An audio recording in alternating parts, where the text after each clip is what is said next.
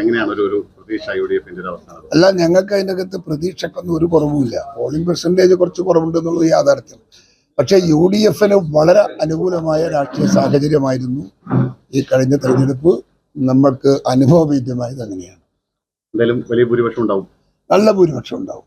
കണ്ണൂരിലുണ്ടാവും ഭൂരിപക്ഷം, കേരളത്തിലുണ്ടാവും. കഴിഞ്ഞ തവണത്തെ ഒരു ഭൂരിപക്ഷം പ്രാവശ്യവും കണ്ണൂരിലേക്ക് കിട്ടുമോ? ഏതാണ്ട് അതിന് ആ ലെവലിൽ കിട്ടും.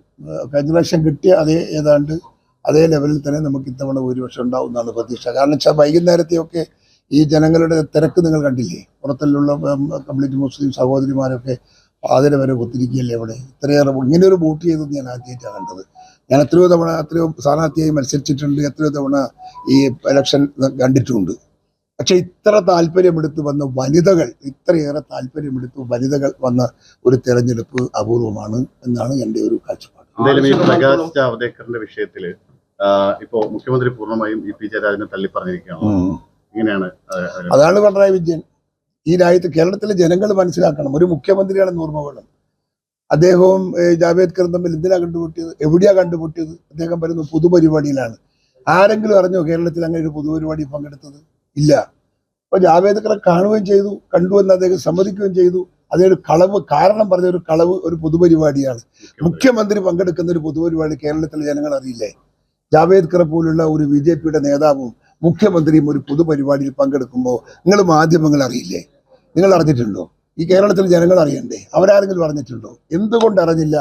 അത്രയും രഹസ്യമായിട്ടാണ് അദ്ദേഹം നടത്തിയ പരിപാടിയെങ്കിൽ ആ പരിപാടിയുടെ അജണ്ട എന്താണ്? അതൊക്കെ ചോദിക്കുമ്പോൾ ഉത്തരം പറയണ്ടേ?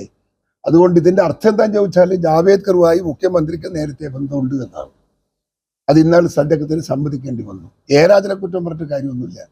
ജയരാജൻ ജാവേദ്കറെ കണ്ടു എന്നുള്ളത് ഞാൻ സമ്മതിച്ചു. അദ്ദേഹം തുറന്നു പറഞ്ഞു, ഞാൻ സമ്മതിച്ചിരിക്കുന്നു, ഞാൻ കണ്ടു എന്ന് പറഞ്ഞു.